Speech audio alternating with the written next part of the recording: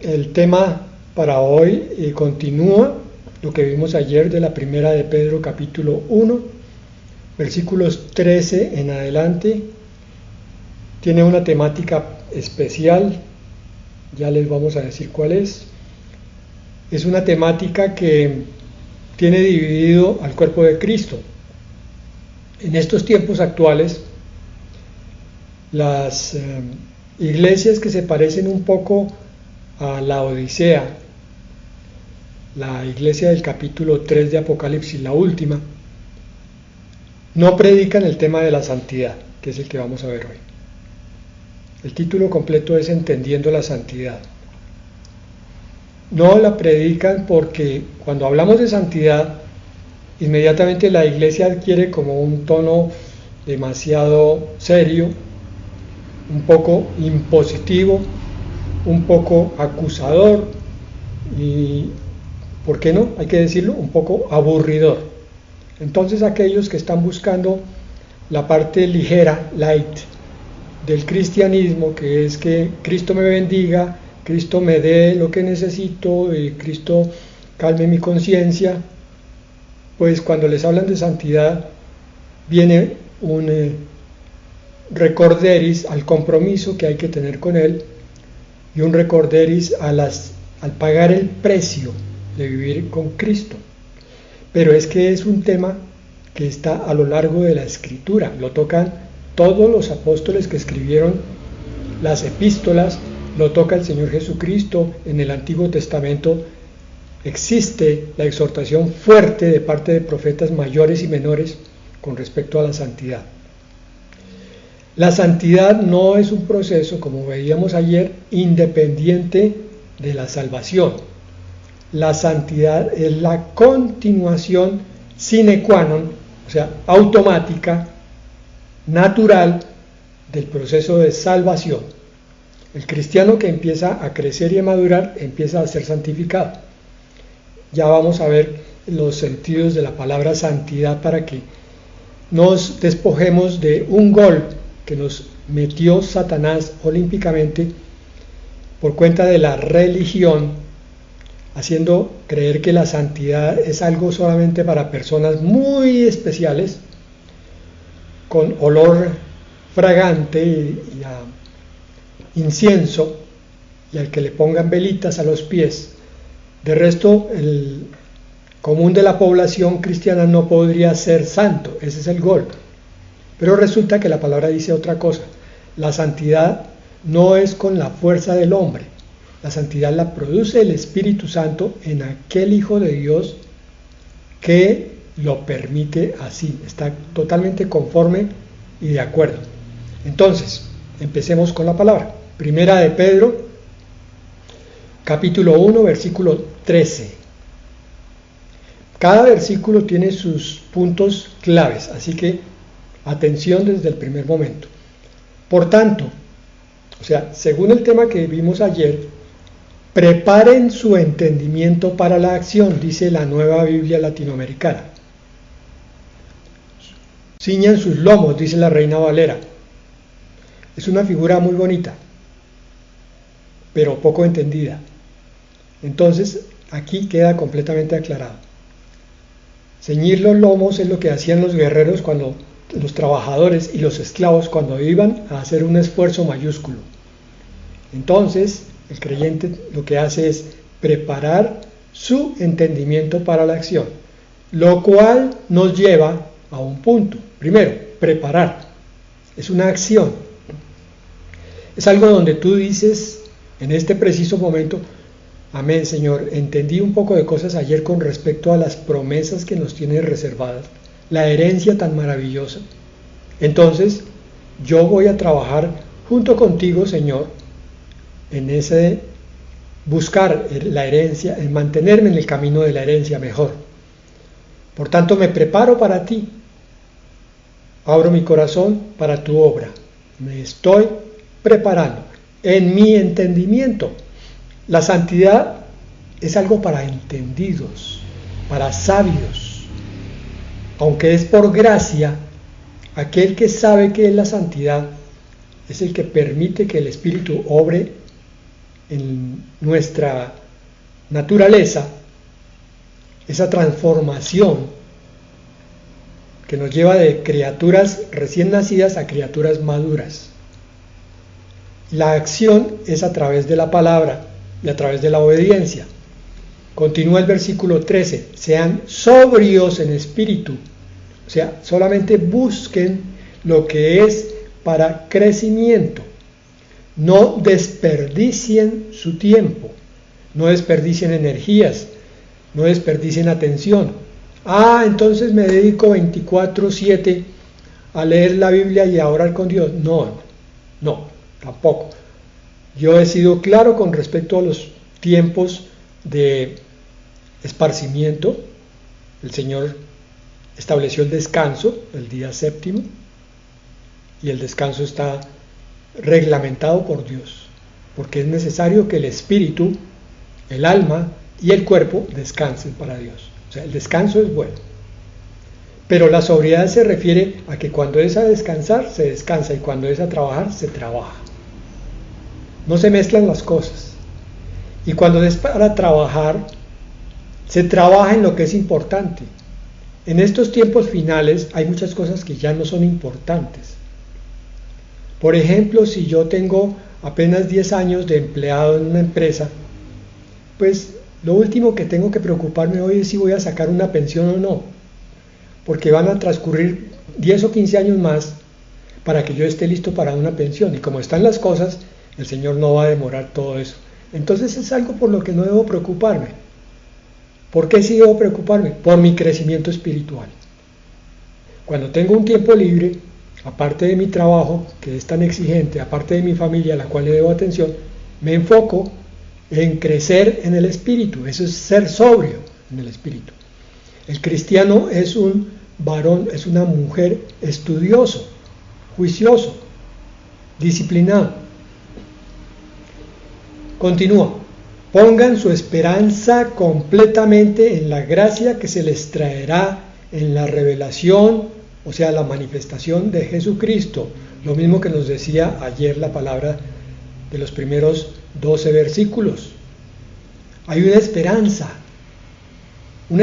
que no es solamente un estudio bíblico, no es solamente algo que el pastor enseña porque no tiene nada más entretenido que enseñar. No. La esperanza es lo que sostiene tu vida. Sean sobrios en espíritu y pongan su esperanza completamente en esa promesa, esa gracia que se les traerá cuando Jesucristo se manifieste. Con esto nos está diciendo también qué cosas tan grandes vamos a ver en esa revelación, en esa manifestación del Señor Jesucristo. Vamos a quedarnos con la boca abierta, sorprendidos de todo lo que el Señor va a revelarnos en ese instante del arrebatamiento. Primera de Pedro 1:14. Como hijos obedientes, no se conformen a los deseos que antes tenían en su ignorancia.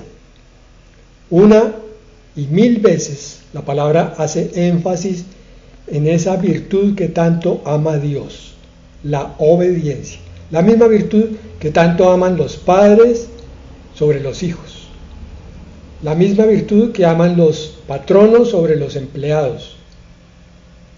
En general, la obediencia es una virtud que hoy está subvalorada, pero que permite construir grandísimas cosas. Entonces, cristiano significa obediente. Por tanto, dice el versículo, no se conformen a los deseos que antes tenían en su ignorancia. No vivan como antes, ni en su forma de pensar, ni en la de decir, ni en la de sentir, ni en la de entender, sino que ahora, por ser criaturas nuevas y por tener una revelación continua de la palabra, cuadren sus deseos ahora a esa nueva criatura, a esa nueva revelación. Ya no es tener un carro la meta primordial. Ahora es tener una serie de cualidades, por ejemplo, la autodisciplina, algo por lo que hay que trabajar continuamente. Versículo 15. Sino que así como aquel que los llamó es santo, Así también sean ustedes santos en toda su manera de vivir. Nos está poniendo un ejemplo para copiar. Nuestro Dios es santo. Vamos a ver qué significa eso. Pero por lo que Él es santo, es que nos pide a nosotros que seamos igual, de la misma naturaleza. Ya el Señor nos ha ilustrado con un ejemplo del mundo físico para que entendamos por qué Dios pide esta condición para acercarse a nosotros. El Sol tiene una naturaleza totalmente diferente a la de los planetas y meteoritos. Es así que cualquier cuerpo celeste que caiga en el Sol es inmediatamente destruido. Y es por eso que lo único que podría acercarse y persistir, perseverar, vivir dentro del Sol es algo que se parezca al Sol, algo que sea semejante a él. Esa figura aplicada a la santidad nos permite entender por qué Dios pide santidad de nosotros. Pero como Él sabe que es algo tan difícil, porque santidad implica muchísimas cosas, muchas virtudes, entonces Él mismo ha dado la provisión para la santidad que se llama, tiene nombre propio, que es Espíritu Santo de Dios. Entonces, hermano, simplemente tu propósito no es tener una congregación agradable, donde te sientas bien y cerca,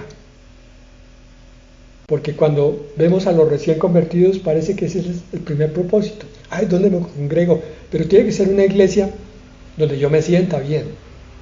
Tu propósito, hermano, no es tener al menos un culto semanal, no tienes más porque tu propósito llegó solamente a eso.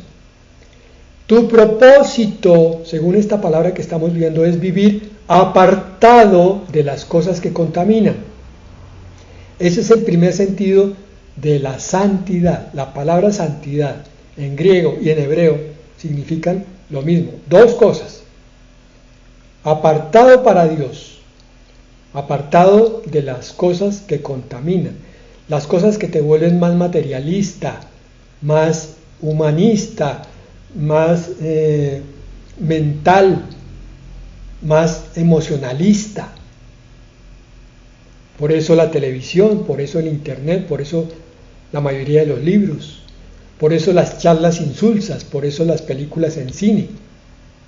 No es que sea fanatismo del pastor que dice, ovejas, ustedes no pueden ir a ver cine, sino que les dice, pues bueno, si ustedes quieren vayan, pero van a descubrir una cosa, que cuando se vuelve muy asidua la situación, solamente están interesados en ver los reality shows, o las telenovelas, o la película de estreno del cine a la vuelta de la casa, entonces vas a notar que tu vida está contaminada de cosas mundanas, terrenales, profanas, que bajan tu nivel y tu sintonía espiritual. Te bajan a ti de donde estás a una cierta altura y logrando ciertas cosas con Dios. Puedes entender más, la sintonía es más clara, la palabra te llega más fácilmente. Pero cuando estás en el mundo, la palabra te aburre, abrir la escritura es una carga absolutamente imposible de superar. Porque el mundo te está rodeando de cosas que te bajan y Satanás lo sabe. Entonces no necesariamente son las cosas malas, no necesariamente te pone la pornografía o la mujer despampanante con tremendo escote o tremenda minifalda. Te pone cosas aparentemente inocentes, pero que él sabe que van a producir un hábito en tu vida que te va a bajar de la espiritualidad que se lograría si estuvieras leyendo la palabra de Dios, si estuvieras buscando al Señor en comunión y hablando con Él como se habla con un amigo. Señor, mira mis cargas de esta semana, de ayer, de hoy. Señor, te presento este problema que me está quitando la paz, que me está produciendo inquietud. Tú lo conoces, Señor, pero yo lo traigo delante de ti porque vengo por tu palabra que me dice traigan sus cargas y yo los haré descansar. Señor, vengo por tu descanso, vengo por esa paz que sobrepasa todo entendimiento. Vengo, Señor, por el crecimiento espiritual. Esa angustia, esa agonía me baja, me pone de mal genio, me estresa. Cualquier persona que se me acerca, inmediatamente termino peleando con ella.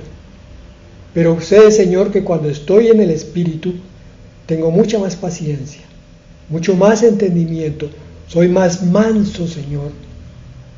Veo las cosas con más claridad y puedo soportar mejor las cargas. Entonces, manténme apartado para ti. Primer sentido de santidad. El segundo es vivir consagrado a Dios, así como un buen hijo. Oigan bien, dije no cualquier hijo. Un buen hijo lo es con sus padres. Un hijo consagrado con sus padres está pendiente de ellos, de sus necesidades, de cómo los ayuda en algo, porque estos padres ya lo ayudaron a él lo suficiente, lo sacaron adelante, le dieron vestido, comida, techo y educación. Ahora, este hijo está viendo que sus padres necesitan alguna cosa, entonces como consagrado, no solamente con la atención, sí, papá, ¿cómo estás? No, preguntando, ¿qué necesitas? Así no puede resolver las situaciones, está interesado, se siente afectado cuando su padre o su madre están enfermos, están deprimidos, están sin recursos. Ese hijo consagrado, si puede, se mete la mano al corazón o al bolsillo y ayuda. O si no puede, por lo menos se mete la mano al corazón y ora por sus padres. Eso es un hijo consagrado. Igual que lo es un buen esposo con su esposa. El esposo está pendiente de las necesidades de la esposa, así como la buena esposa está pendiente del esposo. Entonces se mete a la cocina, le lava la ropa, no porque sea la obligación de la mujer, sino porque lo hace con cariño, con amor, con interés para cuidar. Y él le corresponde de la misma manera. Eso es ser santo. Entonces, si tú lo quieres ver así, un buen hijo es santo con sus padres y un buen esposo es santo con su esposa.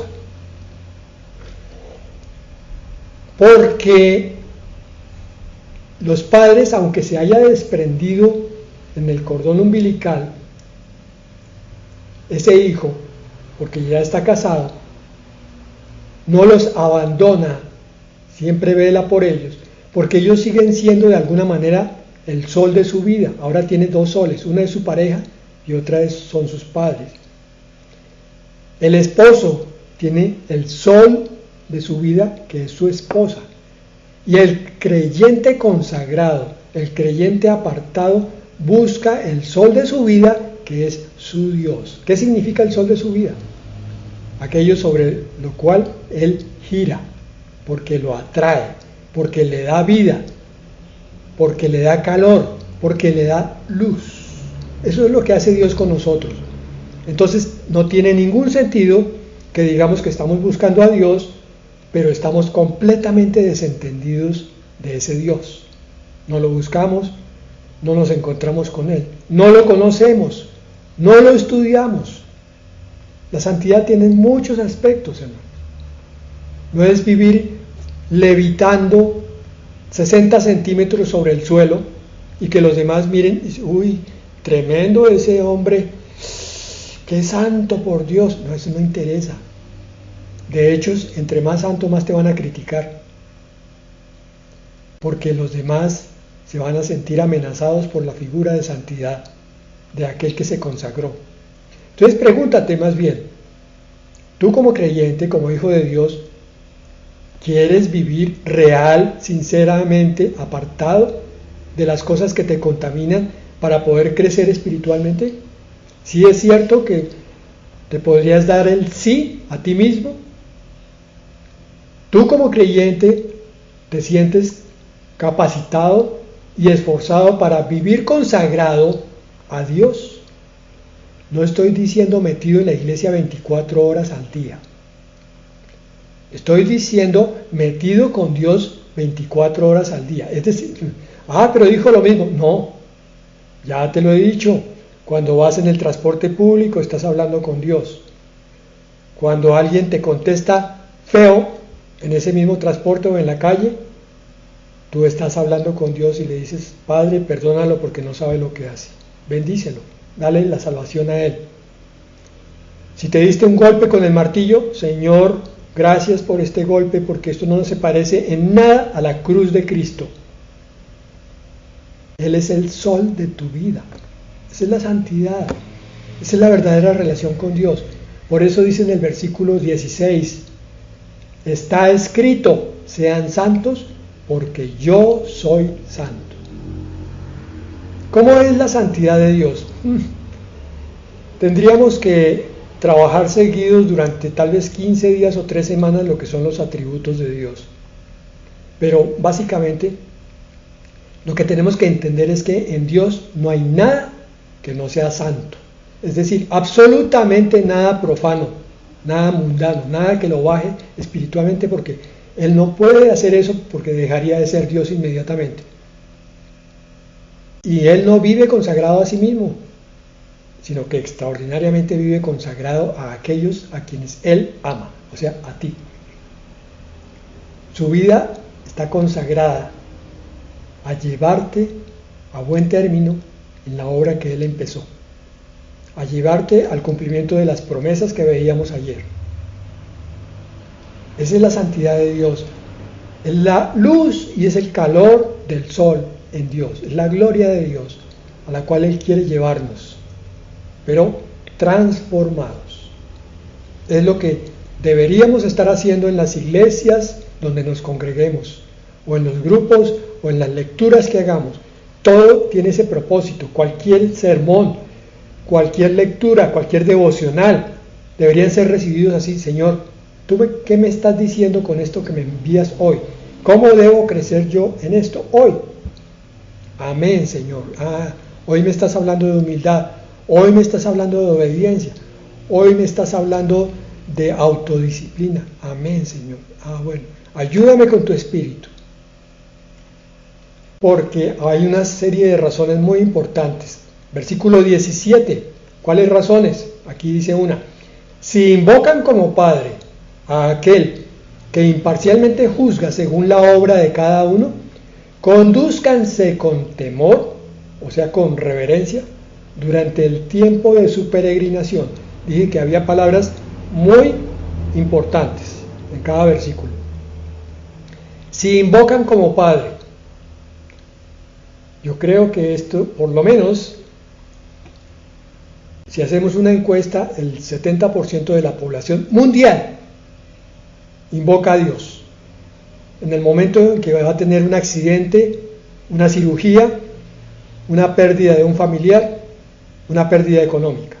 Así no sean cristianos consagrados. Pero entonces, aquí la diferencia es que el cristiano invoca a Dios con un entendimiento diferente. Por eso está diciendo, si tú como hijo de Dios invocas a tu Padre, tienes que tener en cuenta que Él merece total respeto. Que si lo invocas es porque has estado pagando el precio. El temor y la reverencia durante el tiempo de la predicación. Temor y reverencia, o temor o reverencia, que es lo mismo. Algo que le falta a la iglesia cristiana del siglo XXI. Es una iglesia muchas veces irrespetuosa. Está el pastor allá al frente predicando y en el culto todo el mundo se está moviendo, unos están masticando chicle, otros están pegando el chicle debajo de la silla, otros están hablando por celular. No son capaces de cerrar sus oídos y enfocar su atención por 30, 40 minutos o un poquito más a la palabra que Dios está enviando con total respeto. Yo me pregunto, cualquier presidente de la República, digo cualquiera intencionadamente, entra a tu casa, tú le vas a recibir en pijama, o con un bostezo, o diciéndole siéntese y espéreme, o vas a tomar una actitud de mucho más respeto y vas a decirle: señor presidente, es un honor tenerlo aquí, pero resulta que ese señor presidente es un hombre como tú. En cambio, el Padre Celestial no es como tú, es el que te hizo a ti. Condúcete con reverencia y temor. El Dios que con un instante de ira puede destruirte, pero no lo hace porque te ama. Eso implica ese temor, entender eso. El Dios tan grande que tenemos, tan poderoso, que sin embargo se rebaja a sí mismo para estar cerca de nosotros. Versículo 18 al 20. Ustedes saben que no fueron redimidos o rescatados de su vana manera de vivir, heredada de sus padres, con cosas perecederas como oro o plata, sino con sangre preciosa como de un cordero sin tacha y sin mancha, la sangre de Cristo, porque Él estaba preparado desde antes de la fundación del mundo, pero se ha manifestado en los últimos tiempos por amor a ustedes. Aquí está la otra razón. No solo es el temor sano, el temor santo a Dios, es la gratitud infinita de alguien que sabe que fue redimido, rescatado del pecado y del camino al infierno, porque el Señor le plació presentarte la palabra y con el Espíritu Santo tocarte para que fueras sensible a esa palabra y dijeras: amén, Señor, te recibo en mi vida y de aquí en adelante quiero caminar contigo.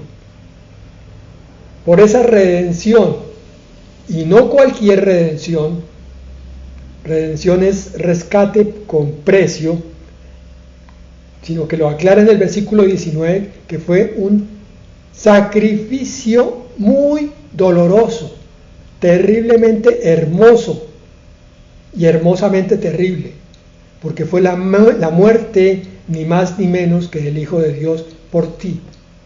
Tú eres el pecador, yo lo era, y sin embargo murió un inocente para que tú y yo pudiéramos ser salvos. Entonces tiene que haber gratitud en nuestro corazón, hermanos, porque ese Cristo precioso, ese Cordero sin tacha, estaba preparado desde antes de la fundación del mundo. Eso quiere decir más o menos lo siguiente, se puede ver de esta manera: antes de que todo fuera creado, donde solo estaban el Padre, el Verbo y el Espíritu Santo, pensando cómo cumplir con el amor perfecto, que es, por definición, amar a alguien imperfecto. ¿Sí? ¿Tú lo sabías? Tú amas a tu esposo, a tu esposa, a tus hijos, a pesar de. Ese es el verdadero amor de Dios. Entonces, ellos dijeron: tenemos que amar a alguien a pesar de, pero esos alguien, esas criaturas se van a rebelar. Entonces el plan completo indica, primero, dejarlos en libertad para que se rebelen, pero segundo, rescatarlos de esa rebelión, porque la rebelión es gravísima, se están rebelando contra el Creador, por tanto merecen la muerte. Y como nadie puede morir a ese nivel para pagar el pecado del mundo, sino solamente alguien con naturaleza divina, entonces el Cordero que estaba allí fue ofrecido, se autoofreció para, con el cumplimiento de los tiempos, venir a nacer a este mundo y morir en la cruz. Y ese sacrificio tiene tu nombre y tiene el mío y tiene el de muchos otros que no lo agradecen, pero Él estaba preparado para que todo aquel que en Él crea sea salvado, y ojalá todo el mundo pudiera llegar a ese instante de salvación, pero desgraciadamente el corazón del hombre es tan malo, tan perverso, que nunca va a ver con gratitud ese sacrificio sangriento y doloroso de un padre enviando a un hijo y un hijo muriendo por obediencia al padre. Versículo 21. Entonces tenemos que la obediencia es por temor y por gratitud. Versículo 21. Por medio de Él son creyentes en Dios. Cristo es el que te hace creyente en Dios, que lo resucitó entre los muertos y le dio gloria, de manera que la fe y esperanza de ustedes sean en Dios. La fe y la esperanza, fundamentados, basados en Dios. No es en lo que dice un pastor, es en el propio Dios que abrió su boca y dio su palabra. Por tanto, fundamentado en la palabra de Dios. Pero no es lo que te predica el pastor, hermano. Por eso, borra de tus ojos y de tu corazón eso de voy a un culto. Y procura ponerlo por lo menos en el corazón. Voy a ir a encontrarme con mi Señor. Te garantizo que si haces eso, empiezas a cambiar en muchos aspectos tu reunión con el Señor. Versículo 22. Puesto que en obediencia a la verdad, ustedes han purificado sus almas para un amor sincero de hermanos. Ámense unos a otros entrañablemente de corazón puro. ¿Qué quiere decir aquí? Pues simplemente lo que el Señor enseñó, Señor Jesucristo, como el gran mandamiento. Amarás al Señor tu Dios con todo tu corazón, con toda tu alma, con toda tu fe, con todas tus fuerzas. Pero a tu prójimo como a ti mismo. En esto está resumido toda la ley y los profetas. O sea que si tú amas a tu prójimo, estás obedeciendo a la verdad. Y ese amor te purifica. Entonces, cuando tú ves los defectos de otra persona, tienes dos opciones. O te irritas con él y empiezas a contender con esa persona porque te molesta tu egoísmo y tu orgullo, o sometes tu corazón a la palabra de verdad, porque la palabra es la verdad de Dios, y aparte de la verdad de Dios no hay sino mentira. Sometido a esta verdad, entonces perdonas a tu hermano y ejerces la tolerancia. Quiere decir que a pesar de que muchas cosas no te gusten de él, sin embargo, sonríes de corazón, no hipócritamente, sino de corazón, lo perdonas, te acercas a él física o espiritualmente, cada día más, y empiezas a sentir un vínculo que antes no tenías. Ahora lo vas sintiendo como tu hermano, ya no biológico solamente, sino también espiritual. Y al hermano que está sentado a tu lado en la congregación, a él haces el mismo procedimiento y empiezas a ver que tus pensamientos van cambiando. Ahora te preocupas un poco más por estas personas que antes tratabas de apartar de ti. ¿Por qué? Versículo 23, pues han nacido de nuevo, son nuevas criaturas, por tanto se comportan de una manera diferente y nacieron de nuevo no de una simiente corruptible, no de una biología, no de un ADN físico, sino de una que es incorruptible, de una simiente incorruptible, es decir, mediante la palabra de Dios que vive y permanece. Vean, se nos olvida que la palabra de Dios es la que nos lava, pero también es la que nos hizo nacer, junto con el Espíritu Santo, para Dios. Y termina con un recorderis, una cita de Isaías 40, 6, 8. En la primera de Pedro 1, 24 y 1, 25. Dije, estos dos versículos, primera de Pedro 1, 24 y 25, están repitiendo, está en Isaías 40, 6, 8. El resumen de este capítulo es todo eso que vimos, hermanos. Toda esa herencia tan maravillosa, tan increíble que nos está esperando.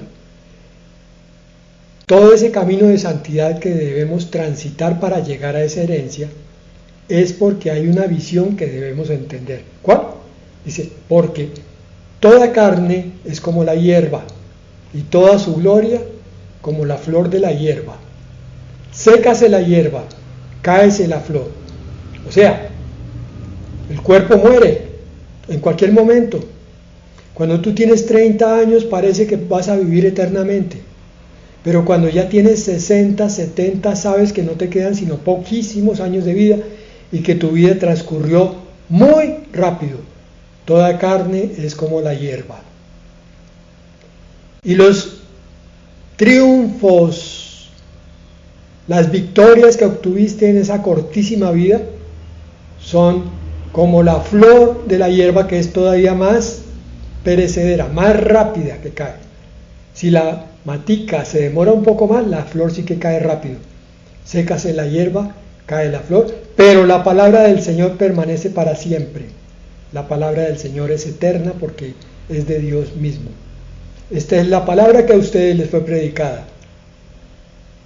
Y termina ahí el capítulo 1, entonces recordándonos las increíbles profundidades, cosas grandes y ocultas que no recordábamos o no conocíamos, por las cuales entonces debemos caminar de una manera totalmente distinta. Amén y amén.